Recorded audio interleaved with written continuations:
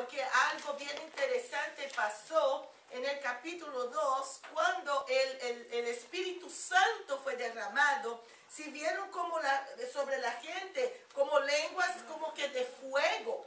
Entonces cada uno empezaba a hablar en lenguas de la manera como el Espíritu Santo le concedía. Y lo más interesante fue que habían ahí mucha gente de otras naciones que empezaba a escuchar a esa gente hablar en la lengua de cada uno. Y dice, pero ¿qué está pasando aquí? Ellos proclamaban el nombre del Señor en otras lenguas. Y había gente, vamos a decir así, por ejemplo, de otro país que hablaba una otra lengua y escuchaba a aquellas personas hablar en su lengua. Y eso, ellos proclamaban el nombre del Señor. Y eso fue algo que fue un milagro, porque realmente eso es algo de Dios. El hombre no puede hacer nada de eso. Hablar en lenguas, ver la manifestación del Espíritu Santo, tiene que ser algo sobrenatural. No es nada natural.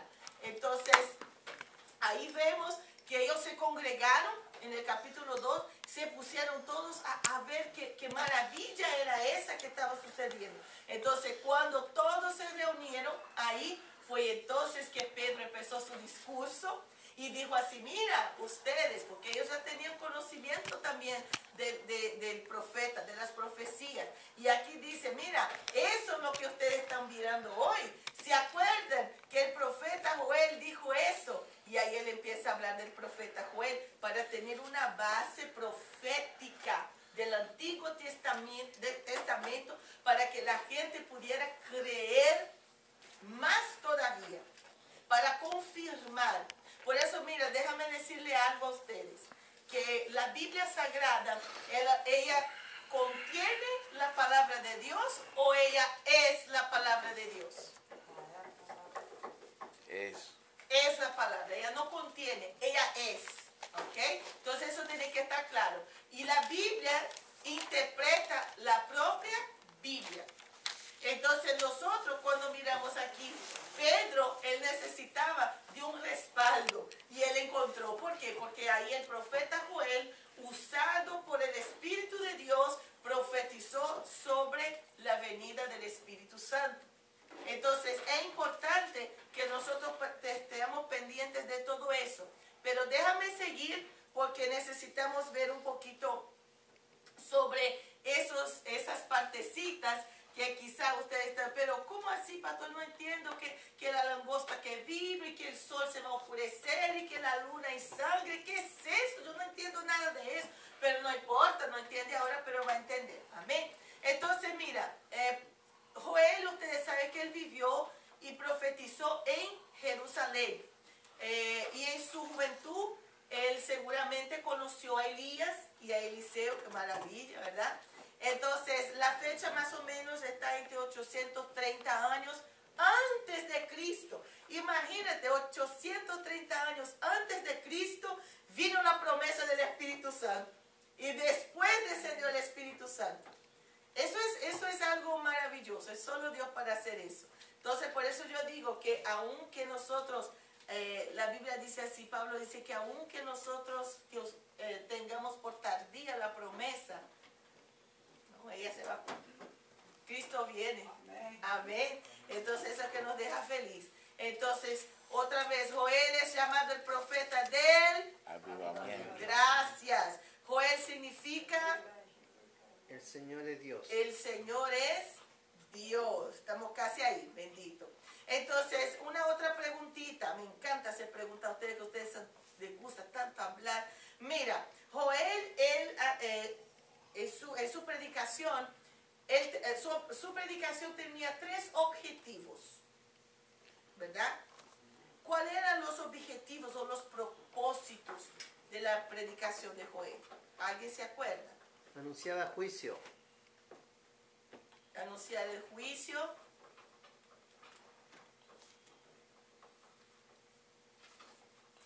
Se anuncia el día del Señor. Previene sobre el ataque militar que vendría de una nación extranjera.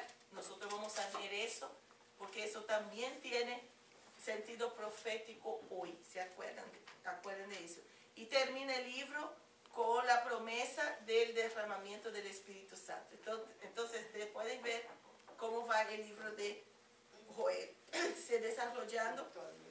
Ahora, la plaga, hablan ahí Joel capítulo 2. Nosotros vamos a ver que hubo entonces una catástrofe seria. Hubo una plaga de langostas. Una plaga de langostas, gafanhotos. Entonces, existe más de 80 variedades de langostas. Es que Dios hace las cosas abundantes. Yo nunca vi en la naturaleza o en cualquier otra cosa, Dios hace las cosas a gotas. ¿Ustedes ya vieron eso? Yo nunca. Miren las cantidades de flores que hay. Miren el perfume de cada una. Miren las estrellas, Dios las puso en abundancia y Él conoce cada una por nombre. Imagínate los árboles que el Señor puso. No hay una persona igual en ese mundo. Puede hasta que se parezca con una persona. Ah, mira que se parece a la mamá. O que se encontré una persona que se... Pero no son iguales. La digital dice, no hay nadie igual a nadie. Todos nosotros somos únicos. Entonces Dios, cuando yo miro la naturaleza y miro todo que hay, nosotros vamos a ver que Dios es un Dios de abundancia. Es un Dios que hace todo mucho. Entonces cuando yo miro aquí que hay como 80 variedades de langosta, yo digo, bueno, no me sorprende mucho porque el Señor es un Dios que hace todo en abundancia, ¿verdad? Ahora, Joel, él le habla de 4 langostas diferentes. 4. Él habla del migrador, del devorador y del destruidor. O sea, creo que el cortador, migrador, devorador y destruidor. Son 4. Que habían o que iban a devastar la tierra. Entonces, el pueblo, la Biblia dice que ellos se entristecieron tanto que se callaron, porque se secó absolutamente todo por esa plaga. Dice la Biblia que hasta los borrachos estaban llorando. ¿Y por qué lloraban? Porque estaban arrepentidos. No, hermano, que pensar que no. Lloramos porque se habían destruido todas las viñas y ya no iba a tener el vino. Sí, no iba a tener vino. Se destruyó toda la viña y ya no había vino para que tomaran. Entonces eso ellos lamentaron. Los sacerdotes, dice la Biblia, que ellos se lamentaron, que ellos lloraron porque ya no existía ni siquiera algo para ofrecer al Señor en sacrificio en el altar. Eso fue el tamaño de la devastación que trajeron esas langostas a este lugar. Entonces, cuando nosotros paramos a pensar, podemos sacar lecciones de eso, porque la tierra entera sufrió. No hubo una sola clase social que no sufriera aquí. Desde el más rico, desde el rey, hasta lo más pobre, al homeless, el sin casa. Porque, hermanos, una cosa debemos entender. Cuando Dios trae el juicio, cuando llegue el día del Señor, llegue el día del Señor y no importa ni el color, ni el estatus migratorio, no le importa ni siquiera tu clase social, si eres rico, si eres pobre, si eres sano, si no eres sano, no importa. Cuando viene el juicio de Dios, Dios dice, ahora llegó mi turno. Porque a veces uno dice, pero Dios es un Dios de amor. Sí, Dios es un Dios de amor, pero el amor y la justicia de Dios tienen que andar juntas. Porque si Dios, Él se deja ser burlado, ¿qué Dios es ese que servimos? La Biblia por eso nos dice que no nos equivoquemos, porque de Dios no se burla. Eso está en Gálatas, capítulo 6. Yo siempre me confundo. Pero anyway, después ahí miro y les digo. Entonces, cuando nosotros vamos a ver aquí, cuando llegó el gran día del Señor, del juicio de Dios, no hubo. La gente lloraba, la gente lamentaba, la gente gritaba, los sacerdotes, hermanos, sacerdotes, wow, mira, who cares? 6:7, Gálatas 6:7. 6:7, eso mismo.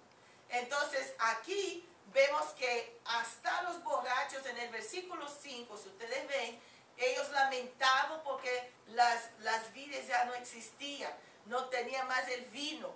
My goodness gracious. La miseria, los jóvenes lloraban por la miseria. Todo en el campo perdió, se estaba perdido. Las langostas comieron absolutamente todo. El juicio vino. Ahora, nosotros creemos, vamos a agarrar este juicio y vamos a llevar más para nuestro tiempo de ahora, porque eso sucedió ahora, pero proféticamente yo también creo que eso puede ser traído para nuestros días. Y les voy hasta decir de la manera como Joel tuvo las visiones. Yo veo que él no solamente, él veía aviones, él veía carros de combate. Pastora, ¿cómo usted está diciendo eso? Yo les voy a probar. Es que muchas veces, hermanos, por ejemplo, cuando tú no sabes cómo se llama algo, lo que tú haces, cuando tú miras una cosa que tú nunca has visto en tu vida y tú no sabes el nombre, ¿qué haces? Uno lo describe como que, como sea. Gracias, uno lo va a describir. Te va a decir así, ay, yo no sé el nombre de eso, pero mira, es una cosa así, tiene un plazo, ¿verdad? O entonces tú nunca viste una botella, ¿verdad? No, es una cosa así, compridita, es así, un poquito suavecita, así, pero mira, y tiene como una tapa. Tú das toda la descripción y tiene agua dentro y la persona dice, pero entonces es una botella. Cuando nosotros vemos, por ejemplo, yendo para Apocalipsis, Juan, él da muchas palabras que él dice ahí, son como él describía lo que veía. ¿Por qué? Porque en esa época no existía avión, en esta época no existía carro de combate, en esa época no existía esas cosas. Entonces le hablaba describiendo lo que él veía, y nosotros vamos a ver eso aquí en Joel, que yo considero no solo el profeta del avivamiento, pero ese avivamiento, acuérdense siempre que detrás de una gran persecución viene un avivamiento enseguida. ¿Por qué? Para levantar la iglesia. Vamos a seguir. Voy a mostrar a ustedes. Ahora, todo eso, cuando la iglesia, por ejemplo, experimenta grandes tribulaciones, ¿verdad? Grandes problemas, el pecado ahí, la enfermedad, devastación en la familia, la Biblia busca resolver esta situación. ¿De qué manera? La Biblia nos enseña qué actitud tomar en medio de situaciones como esta. Porque el problema del pueblo de Israel es que en un periodo como este, muchas veces, al invés de las personas arrepintiéndose, ellas simplemente no se arrepienten. Lo que ellas hacen es muchas veces maldecir. Lo que ellas hacen muchas veces es lamentar el día que nació, maldecir el día, maldecir a Dios, maldecir a todos. Ustedes se acuerden que en Apocalipsis dice que cuando, en el periodo de la gran tribulación, cuando esté aquí la gente, al invés de arrepentirse, dice la Biblia que ellos van a mirar al cielo y van a maldecir a Dios. En otras palabras, ¿dónde está el arrepentimiento? No va a haber. Lo que la gente va a hacer es maldecir a Dios. Entonces en Israel empezó a haber situaciones como estas. ¿Por qué? Porque había momentos en que el pueblo se arrepentía cuando Dios los traía a juicio. Pero hermanos, había momentos que Israel no se arrepentía y quería vivir la misma manera que vivía. Entonces ahí el Señor enviaba el juicio. ¿Por qué? Porque Dios tiene compromiso con su pueblo, el pueblo de Dios, el pueblo de Israel. Y Dios tiene compromiso con nosotros. Por eso nosotros, gracias al Señor, estamos salvos por medio de Jesucristo. Pero el que nosotros andemos en su presencia. Como Él quería que el pueblo de Israel estuviera en su presencia, Él también quiere que nosotros estemos en su presencia como iglesia amada. Como Él dice en su palabra, sin mancha y sin arruga. ¿Por qué? Porque Él quiere ver una iglesia bonita para el día que Él venga. Amén. Entonces, la novia tiene la tarea de estar cuidando su apariencia, su vestido. ¿Por qué? Porque el Espíritu Santo, Él nos limpia, ¿verdad? El Espíritu Santo, Él nos adorna para que cuando nosotros nos acerquemos a Dios, estemos bonitos delante de la presencia del Señor, estemos santificados delante de la presencia del Señor, porque el Espíritu Santo nos ayuda a santificarnos, nos aparta del pecado. Ahora, ¿qué nosotros debemos hacer? ¿Cuál es nuestra tarea en todo eso? Nuestra tarea es conservar la obra del Espíritu Santo. ¿De qué manera? El Señor me limpia, me santifica. Entonces yo voy a mantener mi vestido limpio. ¿Verdad? Voy a mantenerlo limpio.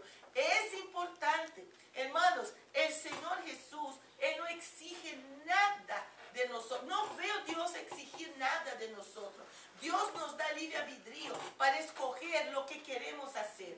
Pero nosotros sabemos lo que es bueno y lo que es malo. ¿Sí o no? Claro. Entonces, el Señor no exige.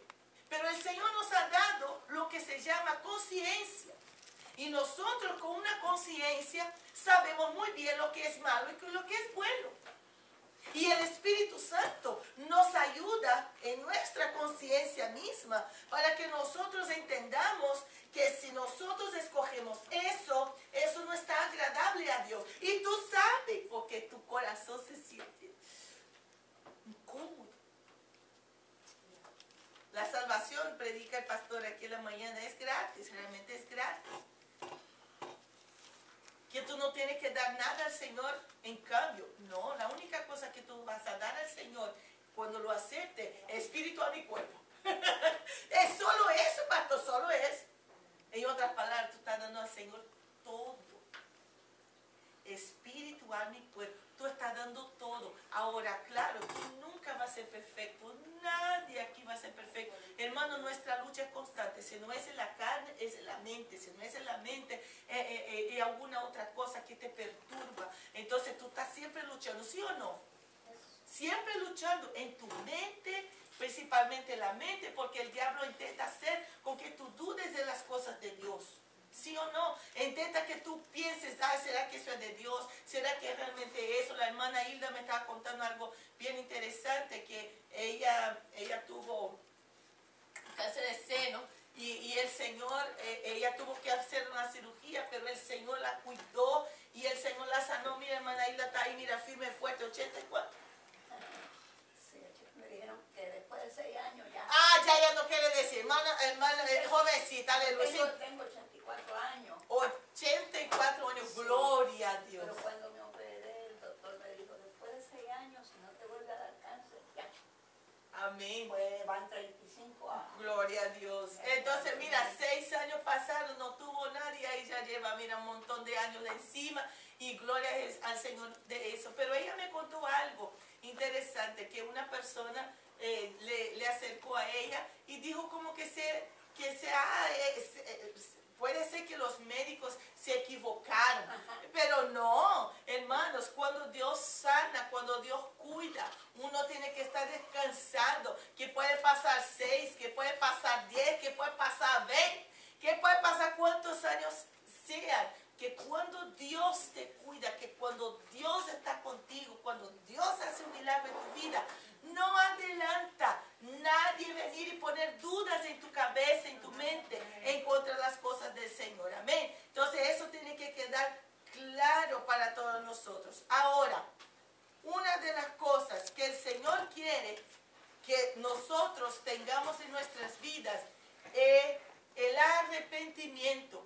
Toda la gente tiene que aprender a acercarse a Dios con un corazón quebrantado, contrito, arrepentido. ¿Por qué? Porque si yo no tengo un arrepentimiento, ¿cómo mis pecados van a ser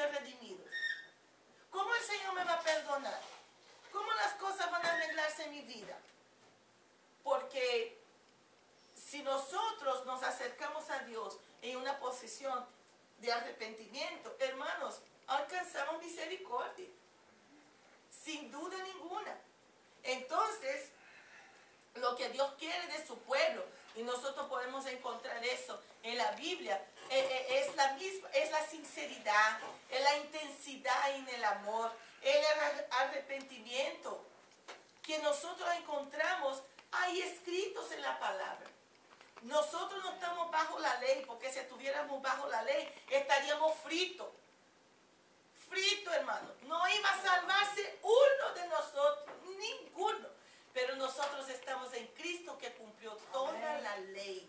Y estando en Cristo somos nuevas criaturas. Estando en Cristo, nosotros sabemos que podemos hacer la voluntad de Dios, porque el Espíritu Santo nos ayuda en nuestras debilidades, nos ayuda en nuestros problemas, en nuestros conflictos interiores, en nuestras batallas, en nuestra mente, en la revolución de nuestro corazón, muchas veces en nuestros sentimientos y emociones. El Espíritu Santo está aquí habitando y nos ayuda con todo eso.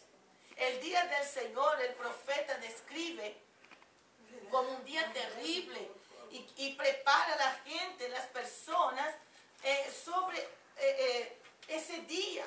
¿Qué día es ese, hermanos? El gran y terrible día del Señor. El Señor, como yo decía anteriormente, es un Dios de amor, pero Dios es amor, pero dice también la Biblia que Dios se ira. Fuego consumidor. Pero Dios es amor, pero Dios es justicia. Pero Dios es amor, pero Dios se ira. Pero Dios es amor. Hermano, Dios es amor, pero Dios no va a dejar con que la gente se esté burlando de Él. ¿Cuántos aquí alguien ya se burló de ti? Muchacho, a mí. ¿Te gustó? No. Oh, of course not. ¿Te gustó que se burlara de usted? Claro que no. ¿Cómo le va a gustar? Nadie le gusta. Imagínate Dios, el Todopoderoso, creador del cielo y de la tierra, creador tuyo, y la gente se burlando de Dios, pecando en la cara de Dios, haciendo cosas engañosas en nombre de Dios. Hermano, Dios está, mira, si yo pudiera ver a Dios hoy, que yo no puedo, pero yo diría, Dios está por aquí. Dios ya está por aquí, por eso Dios está con un pie así en la puerta. El día que yo estaba orando aquí, hermano, literalmente yo veía eso, yo sentía que el Señor está, pero para llegar por un pelito nomás. Ya estamos así en la etapa final, solamente falta algo más. Que eso va a traer el pueblo de Dios más para cerca de Dios. Algo grande y terrible que va a pasar en esa tierra. Pero Dios va a permitir eso, porque el pueblo no está acercándose a Dios como Dios quiere. Porque todavía yo puedo ver eso, lo que Dios me mostró ese día. Y yo todavía veo que sigue avanzando y avanzando. Se avanza en pasos bien lentos, pero avanzando. Es una nube de demonios. Y nosotros tenemos que estar vigilantes, porque, hermanos, los cristianos están siendo asesinados, están siendo torturados. Aquí no, tú no ves eso aquí, pero en otros países islámicos usted ve eso. A mí me choca cuando yo vi los cristianos siendo asesinados a balazos, con un balazo en la cabeza, una niña de 3 años que le cortaron la cabeza en frente a los padres, y uno con la cabeza de la niña y el otro con el cuerpo, burlándose y mostrando a los papás, y después van y matan a sus padres. Hermanos, y nosotros decimos, yo sufro mucho, mi vida. Eso es una vergüenza. Y yo me pongo muchas veces en el lugar de aquellos hermanos. Yo me pongo en el lugar de ellos y veo si fuera yo, mi Dios, y ellos no negaron al Señor. Vieron matar a su hija así, pero siguieron. Yo no voy a negar a mi Cristo. Ah, no, bueno, entonces no hay que hacer, ya torturamos, ya hicimos, matamos nomás, y lo mataron nomás. Yo lloré mucho cuando vi esos videos, mucho, mucho. Pero a la vez me hizo pensar mucho también. ¿Qué tipo de cristiana estoy siendo yo? ¿Qué tipo de servidora de Dios estoy siendo yo? ¿Cuánto y hasta dónde yo amo a mi Cristo y voy con Él? ¿Qué tipo de sufrimiento me puede apartar del amor de Cristo? Si Pablo dijo en Romanos, capítulo 8, ¿quién nos separará del amor de Dios? Y ahí Pablo da una lista de cosas. Sería la muerte, sería la vida, serían los ángeles, serían los principados, serían las potestades. Él no solamente da cosas terrenales, como también da cosas espirituales, como lista de algo que podría nos separar del amor de Dios. Piénsalo bien. Entonces, nosotros muchas veces reclamamos de panza llena, digo yo en mi país dice así, reclamamos de panza llena. ¿Por qué? Porque el Señor nos da todo y nosotros muchas veces seguimos sin estar en la presencia del Señor como Él quiere que estemos y sin ningún temor a Dios. Qué triste, que Dios nos ayude. Ahora el día del Señor va a venir. ¿Por qué? Porque cuando miramos aquí, ¿llegó el Espíritu Santo o no llegó? Pues el capítulo 2 llegó. Pedro testificó. Y el día grande del Señor va a venir. Vino para Jerusalén en ese tiempo, pero va a venir para nosotros en nuestro tiempo. El gran día del Señor. ¿Se acuerdan que nosotros estuvimos estudiando sobre Apocalipsis y estuvimos estudiando sobre las trompetas? Sobre las tazas. Las cosas no se van a ver bien. Ahora, ¿la iglesia va a pasar por la gran tribulación? No creo. Pero la iglesia va a probar el principio de dolores, sí. Porque el Señor habló a sus discípulos y dice, sí, mira, ustedes van a oír eso y oír guerra, rumores de guerra. Y el Señor fue dando una lista en Mateo capítulo 24 de las cosas que iban a suceder. Pero el Señor dice, pero eso es el principio de dolores, pero todavía no es el fin. Porque el fin de todas las cosas van a venir y nosotros sabemos. Pero yo creo que el Señor va a sacudir un poquito la iglesia para la iglesia despertar. ¿Cómo es que tú despiertas a alguien? A mí, hermana Hilda, a mí para que me despierte me tiene que hacer así. Yo me tumbar de la cama. Y aún así, tal vez usted, ¿quién me trae haciendo aquí en el piso? Y voy para la cama y lo miro otra vez. Ándale. Pero cuando la iglesia está dormida, muchas veces el Señor tiene que hacer así. El Señor llama, hello, iglesia, despierta, iglesia. Ahí está sonando la alarma del Señor. Yo vengo. Y la iglesia está dormida. Está bien, está dormida. Ni con la alarma ni con llamar. Entonces voy a sacudir para que ustedes despierten, porque yo quiero llevar a ustedes conmigo. Amén. Amén. Gloria a Dios. Bendito sea el Señor. Y eso no está escrito. Eso me vino así, mi corazón, para decir a ustedes. Y eso sirve para mí también, no se crean. La espada corta aquí y ahí. Amén. De los dos lados. Así que yo quiero decir algo para ustedes sobre algo que encontré muy interesante. Dice así: cuando el profeta Joel está hablando con el pueblo de todo lo que venía, dice así: tocar la trompeta en Sión, clamen en alta voz en el santo monte, temblen todos los moradores o los habitantes de la tierra, porque el día del Señor viene y ya está cerca. Pero espérate, pastora, yo no entiendo cómo Joel fue dar esa profecía diciendo que el día del Señor estaba cerca. Para aquel tiempo, pero para mí, para nuestro tiempo. Yo les voy a decir, en el capítulo 1, después de hablar de Joel, empieza con el clamor entonces del profeta. Oí esto, ancianos, escuchen, habitantes de la tierra. En Joel capítulo 1, versículo 2. En el capítulo 2 también habla igual. O sea, habla así: toque la trompeta en Sión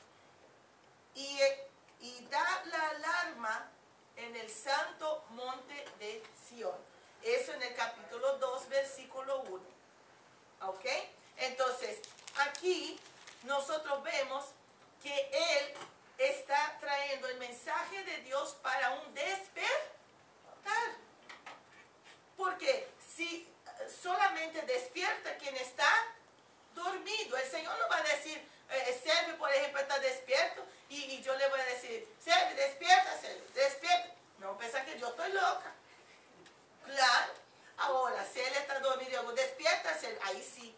¿Por qué Dios traía ese mensaje? Porque espiritualmente Israel estaba dormido. Espiritualmente Israel no estaba escuchando la voz de Dios. Entonces la primera cosa que Joel dice, oí esto, desde los ancianos hasta, escuchen por favor.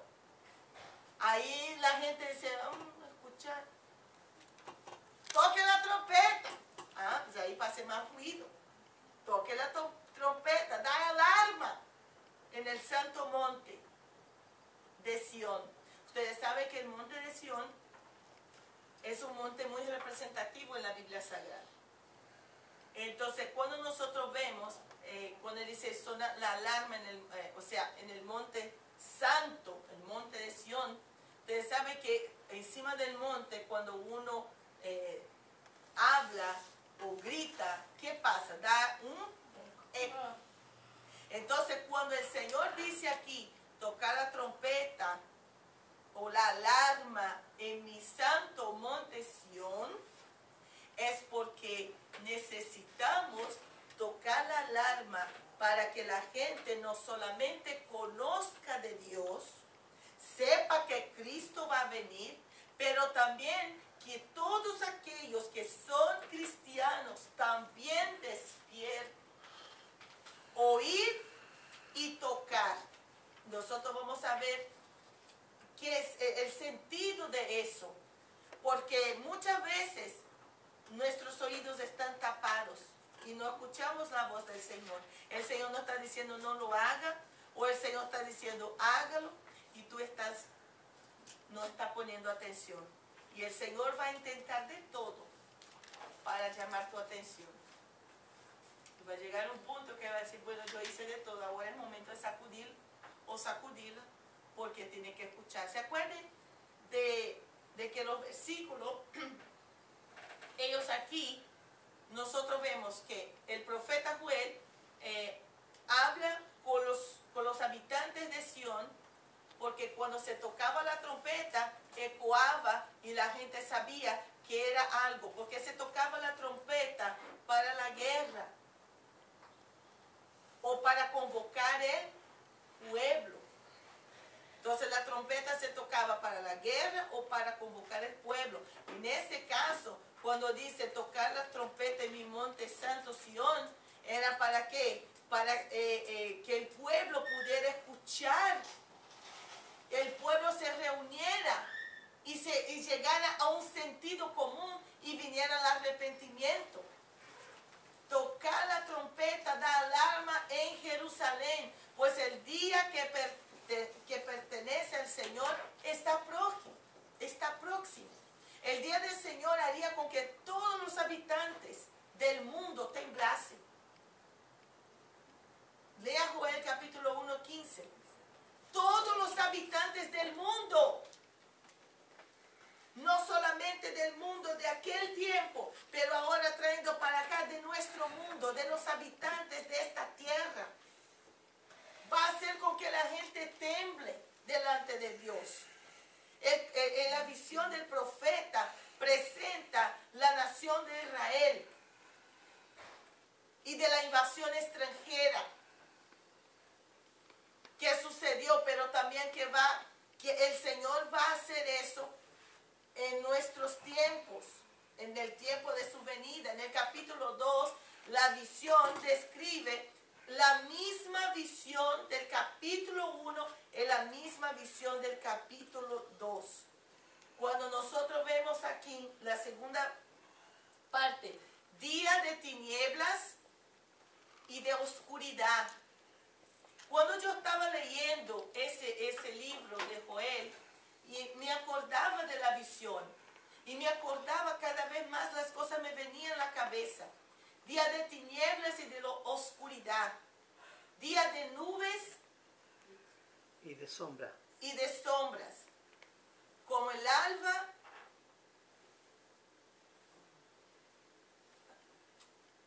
sobre los montes.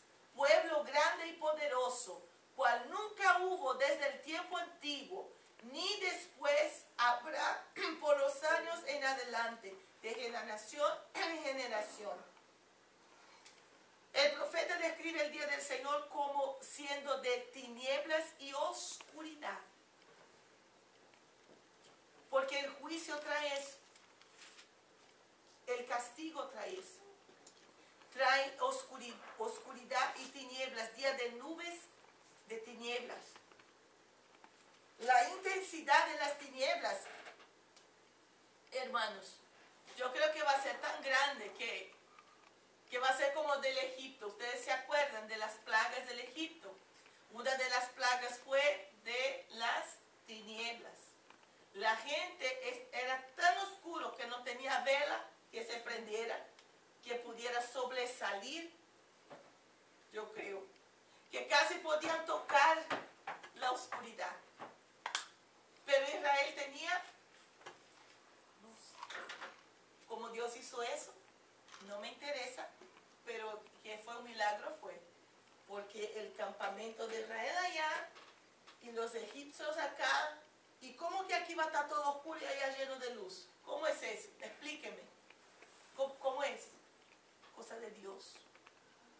Nosotros que estamos en Cristo, el mundo está en tinieblas, sí, y cada vez más se va a poner peor, pero nosotros estamos a donde somos el Israel de Dios, como dice la palabra. Entonces nosotros estamos en el campamento, estamos en el Señor, estamos escondidos en Él, y mientras estemos en Dios vamos a estar en la luz. Amén.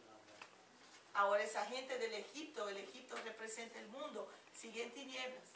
Ahora, ¿dónde queremos estar? ¿En la luz? Seguramente que sí. El día del Señor viene. Él anuncia eso y anuncia para nosotros hoy. El juicio final, Joel él usa casi todo el libro para hablar sobre el día del Señor. Si tú leíste Joel esta semana pasada, usted va a notar, y si no, va a leer otra vez, o va a leer, y vas a notar que Joel, él toma mucho tiempo en su libro, o buena parte de su libro, hablando solamente de la venida, o del gran día, mejor diciendo, el gran día del Señor. ¿Por qué? Porque él veía la necesidad de que el pueblo llegara a un sentido común, y se arrepintiera de sus pecados.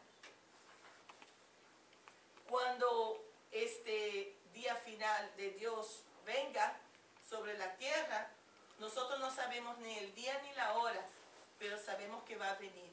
Lo que tenía que venir para Israel vino en un tiempo donde Jerusalén fue tomada. ¿Se acuerdan que Jesús lamentó cuando miró a Jerusalén? Y Jesús vio y sabía lo que iba a suceder con Jerusalén, la destrucción, los judíos yendo por todos los lados, siendo esparramados. Después vino los alemanes y acabaron con los pobres, los judíos, mataron y los campos de concentración. Oh Dios santo, cómo ellos sufrieron.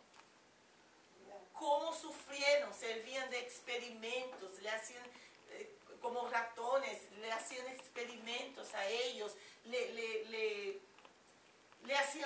hicieron de esclavos, le hicieron de todo.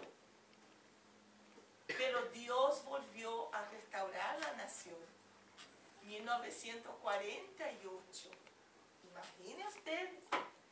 ¿Cuántos años después, hermanos? 1948. Israel solamente volvió a ser nación ahí. 1948. Si usted va a sumar, va a hacer la suma, no hay muchos años que Israel volvió a ser nación. No tiene ni 100 años. 60 y pico, ¿verdad? De años. Pero, no sé, tengo algunas cosas que muchas veces, cuando Israel se tornó nación, a veces tengo algunas cosas que paso a pensar y a poner junto con lo que dice Daniel. Entonces, pero eso es otro tema. La cosa es que el juicio final va a llegar. Ahora nosotros vamos a pasar, quizá por el principio de dolores sí, pero no por la gran tribulación, porque nosotros, yo creo que el Señor, así como Él va a tratar con Israel, no con la iglesia.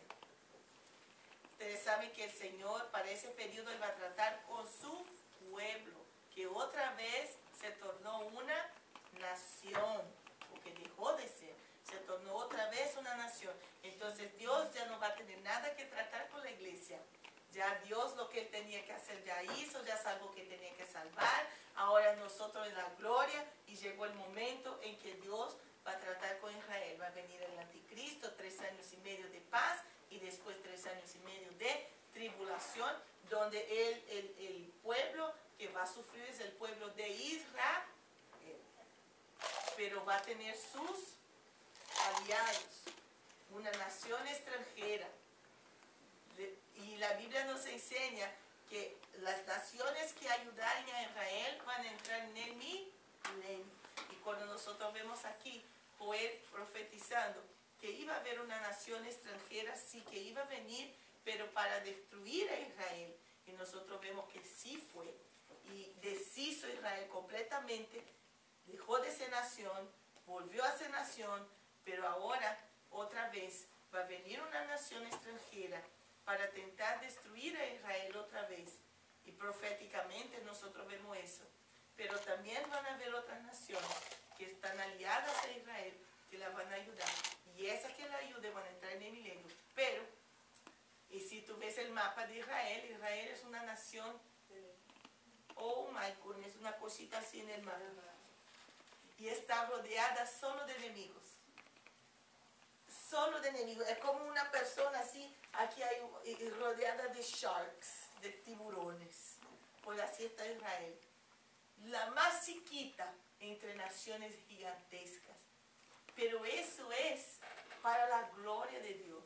Porque si Israel fuera una nación grande como los Estados Unidos, como Rusia, como China, que son los enemigos de ella, que están, no de los de Estados Unidos, pero Rusia, China, los países árabes que están alrededor de Israel, ¿cuál es la gloria que sería? Ninguna. Pero como es chiquito, así una cosita, ahí el Señor dice, ajá, es aquí donde yo revelo mi gloria. En las cosas que no son, yo lo hago que sean. Las cosas que para la gente es, yo lo hago, porque quien pelea por Israel es Dios. Ahora todavía Dios está así, pero aún así Dios sigue obrando. Y voy terminando con eso. ¿Se acuerdan? Que se firmó una ley en los Estados Unidos, ¿verdad? Y se firmó una ley, un pacto. Yo ni sé exactamente cómo funcionó eso, que ellos iban a dar la parte del muro de las lamentaciones, que el muro es lo que quedó todavía de los muros de Jerusalén, iban a dar eso para los árabes. Y entonces se firmó la ley y todo. Y eso fue un plan que hizo Obama. Pero Trump llegó y deshizo esa ley. Y dice, no, los muros pertenecen a Israel. ¿Por qué le estoy diciendo eso? Porque aunque no me simpatiza, yo estaba pensando esos días las cosas que él está haciendo. No es para cubrir sus errores. Pero muchas veces Dios permite cosas así para librar su pueblo. Y uno no entiende. Yo me imagino cuánto esa gente lloró en ese muro, pidiendo a Dios que no permitiera que eso sucediera. Yo me imagino cuántos judíos cristianos clamaron a Dios para que no le sacara ese pedacito del muro.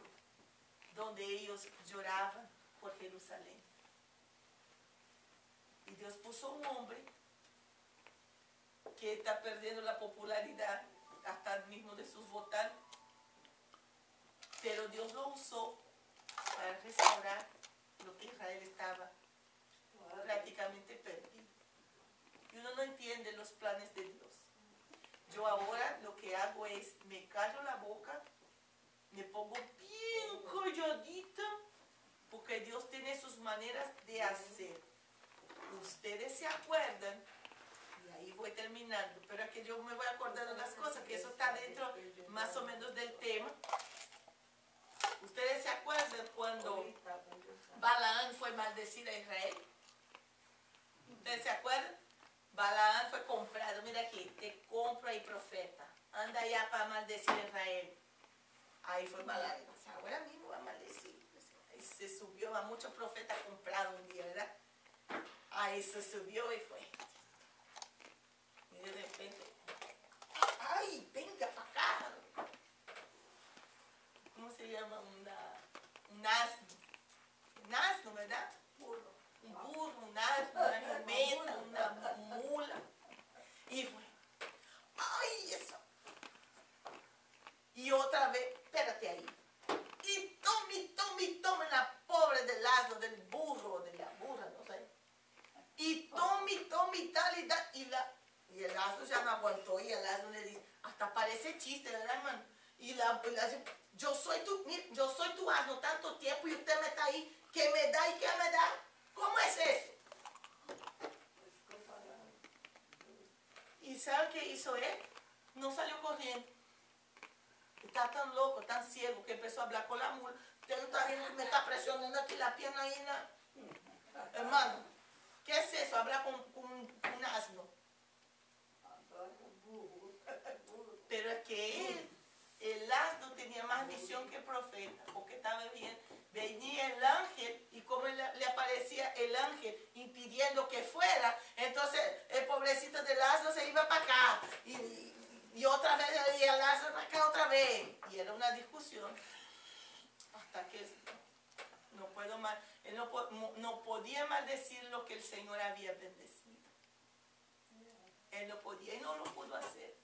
Entonces Dios libra su pueblo. Está usando un asno. No estoy diciendo que está usando. Bueno, ustedes entienden lo que quiero decir, ¿verdad? Pero Dios hace así. Uno no puede decir nada. Y otros cambios que Él hizo en el país, como por ejemplo, matrimonio entre personas del mismo sexo, los baños que no se permite más que la persona que se siente mujer, un hombre que se sienta mujer puede entrar en un baño de mujeres y viceversa. Él acabó con todo eso. Entonces uno tiene que entender algo. La iglesia también está pidiendo socorro a Dios. Porque nosotros, yo no sé, yo estoy cansada de ver tantas cosas que están llegando delante de Dios como un olor ya podrido. Ustedes se acuerdan de Sodoma y Gomorra, que llegaba delante de Dios ese olor del pecado. Y Dios dice, no, ya no aguanto el olor de este pecado. Me está subiendo aquí a mi nariz el olor del pecado. Voy a destruir esa ciudad. Y lo hizo.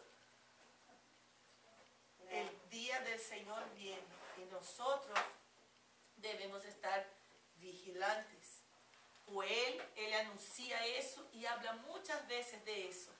Y tenemos que entender que ese día va a llegar. Pero cuando llegue, nosotros ya no podemos estar aquí. Y para que yo no esté aquí, yo tengo que escuchar la trompeta. Pero para que yo escuche la trompeta, yo tengo que estar en el capítulo 1, versículo 2. ¡Oí! Ay, cuando suena la trompeta, ¡opa! Estoy oyendo. Mira, ya me había preparado en el capítulo 1 para escuchar. No oí la trompeta de Dios sonar para hacernos arrebatados con el Señor. Amén. Ese día yo estoy esperando con mucha ansiedad. Todos nosotros estamos esperando. Hermana Hilda está ahí esperando, y todos nosotros, ¿verdad? Gloria a hermana Island y yo ahí. Tenemos que orar por aquellos que están fuera. Orar y seguir orando, no solo orar, pero buscando también. Tenemos que subir al monte santo del Señor y empezar a clamar y a proclamar que Cristo viene pronto. El día, y aquí termino, el gran día del Señor va a empezar con el arrebatamiento de la iglesia. Quiero que lea por favor 1 Tesalonicenses 4, de 15 a 17, porque tengo que probar a ustedes todo lo que estoy hablando, ¿verdad? Entonces vamos a probar eso en la Biblia, porque después van a decir así, mira, la pastora está diciendo cuento chino ahí, se está inventando. No estoy inventando nada. Abran la Biblia y alguien, por favor, me ayuden. 1 Tesalonicenses 4, 15 a 17. Por lo cual os decimos esto en palabra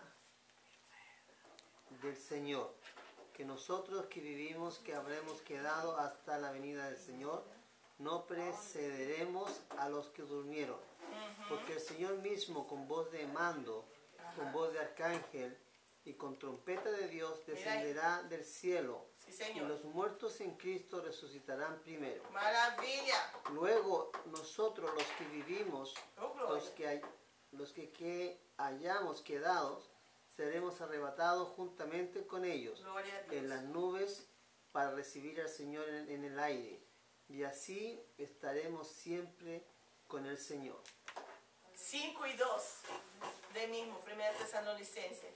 Porque vosotros sabéis perfectamente que el día del Señor vendrá así como ladrón en la noche. Amén. Lo que estoy diciendo tiene base bíblica, amén. Lo que estoy diciendo está respaldado por la palabra del Señor. Por eso le estoy dando los versículos.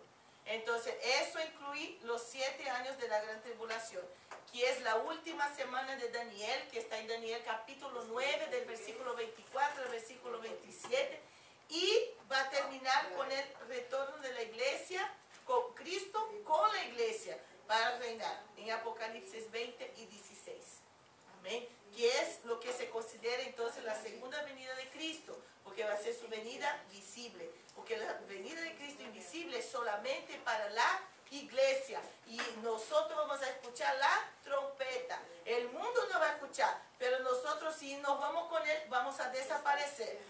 Ahora, la segunda venida de Cristo va a ser una venida para el mundo, visible, donde la gente lo va a ver, donde Él va a venir con nosotros. Maravilloso, gloria a Dios. Santo Dios. Y eso va a ser, hermanos, tremendo. Ay, como me voy a gozar. Maravilloso, me voy a gozar. Así que nos quedamos aquí con el gran día del Señor. Y vamos a entender que firme y fuerte en el nombre del Señor Jesucristo, porque Cristo nos llama a un arrepentimiento. Amén. Nos quedamos aquí. La próxima semana vamos a seguir. Vamos a hablar un poquito sobre el derramamiento del Espíritu Santo, y vamos a hablar también sobre un poquito sobre la cuestión de las tinieblas para nuestro tiempo, y las langostas dentro de Joel y dentro de Apocalipsis. ¿Se acuerdan que Apocalipsis también habla de esas langostas, pero que en la realidad las langostas de Apocalipsis representan que los demonios, ¿ok? Para el gran día del Señor. Entonces nosotros vamos a ver eso, y va a estar bien interesante, así que no falte, y traiga siempre una cosita para hacer anotaciones. Es importante saber esas cosas, porque a veces una persona te va a preguntar y tú vas a decir, pues yo no sé, ¿y qué es eso que el sol se va a oscurecer? ¿Se va a acabar la luz del sol? No, no se va a acabar la luz del sol. Cuando dice oscurecer es porque cuando hay digamos que cuando hay una guerra, si hay una guerra nuclear, ¿qué pasa? Se oscurece. Todo con ese humo, ¿qué pasa? Se oscurece todo. El sol no entra en su luz. En ese sentido es que la Biblia nos está diciendo que va a oscurecer el sol. Ah, eso está interesante, ¿verdad? Ahora, ¿y la luna en sangre? Pues si se quiere saber, entonces que venga la próxima semana. Cuando entiende, ¿verdad? Ajá. ¿Entiendes? ¿Está bien? No hacemos muy largo el estudio, porque yo sé que todos nosotros trabajamos y mañana tenemos el ayuno, ¿ok? Mañana tenemos el ayuno en la mañana. Vamos a orar al Señor. Se acuerden, sigue invitando a la gente para el domingo, que el pastor va a estar aquí con nosotros. En el nombre del Señor, sigue invitando quien tú quieras. Amén, para que vengan y estén aquí y se gocen también y reciban del Señor algo grande y poderoso. Vamos a orar para terminar. Y gracias, Manaí, desde el primer de los muchos estudios bíblicos que ella va a estar aquí con nosotros. Si ella no se cambia para nada. Amanhã, Quizás en mayo. pode ser amanhã? El ayuno es mañana a las 9:30. Cuando a las 9 voy a estar pasando por los hermanos. Amén. A las 9. Así que el ayuno, voy a traer los propósitos y nosotros vengan con disposición para orar. Amén. Si tú quieres tomar café, un cafecito, tómeselo, pero sin azúcar. Sí, claro, sí parece, porque hay ayuno, pero el café te ayuda un poco, ¿ok? Porque es líquido y tú no estás tomando nada para alimentarse.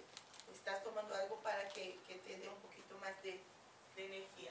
Así que no hay problema. Yo me abstengo de todo, pero eso es una sugerencia. Vamos a orar entonces en el nombre del Señor Jesucristo. Amén. Padre, te damos muchas gracias por esos momentos que pasamos aquí aprendiendo de tu palabra. Señor, ayúdanos porque necesitamos aprender más. Está, Señor bendito, tu venida está tan cerca y nuestro corazón siente eso y nos alegramos porque, Señor, sabemos que aún, Padre Santo, querido Dios, que tengamos tantas dificultades, tu Espíritu Santo nos ayuda, nos perfecciona, limpia nuestra vida. Señor, ayúdanos, Señor amado, a estar en tu presencia siempre. Mañana, Señor amado, si tú no vienes hasta, ¿verdad, Señor, esa noche? Porque mañana, cuando vengamos aquí, Señor, al ayuno, que tú hables con nosotros, ministra nuestro corazón, Señor, que tú puedas contestar nuestras oraciones y que los cielos se abran, Señor amado, en el nombre de Jesús. Y domingo, cuando tu siervo, hermano David, Señor, esté predicando tu palabra, que los cielos vuelvan a abrirse, Señor, y que tu gloria descienda sobre tu pueblo, que tú bautices con tu espíritu, de dones espirituales. Señor, renueva, restaura, salva, libera las almas. Señor, en el nombre de Jesús, yo te pido, aviva tu iglesia, Señor. En el nombre de Jesús, va con nosotros, líbranos del mal. Protégenos, Señor, porque necesitamos de tu protección. En el nombre poderoso de Jesús, Padre Santo. Amén. Gloria a Dios. Dios los bendiga.